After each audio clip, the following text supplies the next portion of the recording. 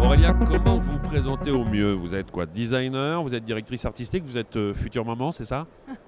Oui, oui, voilà. Je préfère le terme directrice artistique parce qu'il est plus large, parce que je travaille sur de la recherche et développement de produits jusqu'au lancement, la stratégie commerciale, enfin voilà, une vision plus globale d'un lancement quel qu'il soit. Voilà. Alors l'impression numérique aujourd'hui dans la décoration intérieure, vous êtes archi convaincu. Oui, oui, je suis convaincue. Je suis convaincue qu'il faut s'intéresser à ce marché-là et ses techniques. Voilà, par contre, on est encore, je pense, sur une phase de recherche et développement. Voilà.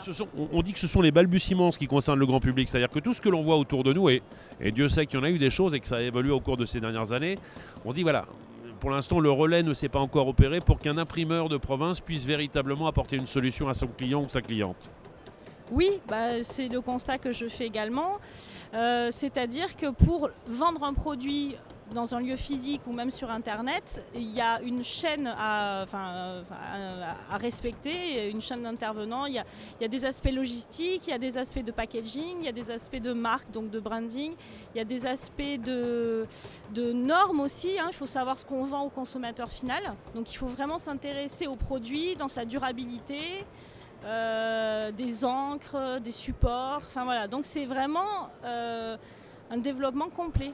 C'est sur la personnalisation, surtout que ça va pouvoir apporter des solutions assez rapidement, j'ai l'impression. Là, vous allez animer tout à l'heure un workshop. Quel est le thème de ce workshop exactement? Alors le workshop, c'est une étude de cas sur comment construire une gamme, une collection à partir d'un motif. Un motif, là c'est en l'occurrence un motif, ou un thème, ou une déclinaison de collection.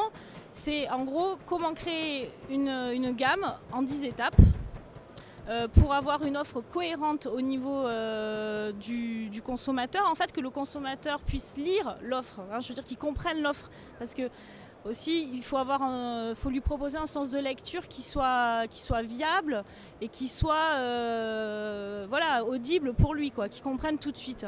Je vais prendre un motif. Je vais prendre une forme géométrique et à un moment donné, je vais la décliner sur tout type de support pour soit effectivement s'associer aux arts de la table, au linge de maison, soit pourquoi pas également aux adhésifs pour faire du covering sur des véhicules ou faire effectivement des tentures, que ce soit pour des murs ou des rideaux ou ceci ou cela. Oui, exactement. Et ça, c'est ma formation initiale, donc de styliste et de designer textile, qui va prendre en compte le concept de collection, c'est-à-dire comment on élabore une collection, comment on la décline, comment on la fait vivre sur 1, 2, 3, 4, 5 ans. Comment on fait vivre le motif sur la colorisation, l'échelle. Et ça, ce sont évidemment tout ce qui est possible de faire grâce à l'impression numérique. Et aussi un autre avantage qui n'est pas moindre, c'est la proximité avec l'atelier de fabrication, puisque du coup on est sur du Made in France. Donc ça permet d'être très réactif. Et sur la production et sur la création, donc sur les tendances, etc. Donc voilà, moi je n'y vois pour l'instant que des avantages à explorer, on va dire. C'est une bonne piste. Est-ce qu'il y a aujourd'hui une de vos réalisations où l'impression numérique n'est pas présente? Oui. C'est pas bien. Non, c'est pas bien. Si, c'est bien. Si, parce que moi, en fait, justement, c'est pas un combat, mais je sais pas, c'est quelque chose que j'ai envie de défendre, c'est justement de ne pas aller vers une direction au détriment d'une autre. Donc je veux toujours travailler avec des techniques artisanales, mais aussi m'ouvrir sur ce marché-là et essayer de proposer en fait au sein des collections Beauregard, de l'artisanat, mais aussi les nouvelles technologies. Et en fait, je voudrais que vraiment on ait la symbiose de ces deux mondes.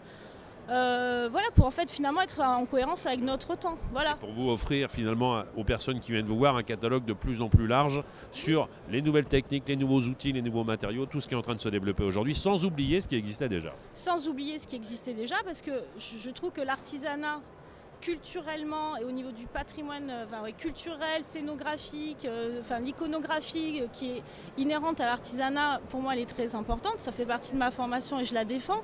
Parce que évidemment sur la partie impression numérique, on est plus sur des codes de la communication visuelle. Moi je suis plus sur des codes des arts décoratifs. Donc il y a ces deux mondes aussi, il y a les techniques, mais il y a aussi les deux mondes culturels qui doivent se rencontrer. C'est pas du tout le même travail. Bon, il y a encore pas mal de choses à faire. Vous voulez me faire plaisir, Aurélia? Vous finissez bien le chantier. Hein. Oui. Je suis une professionnelle. Très bien. Bravo.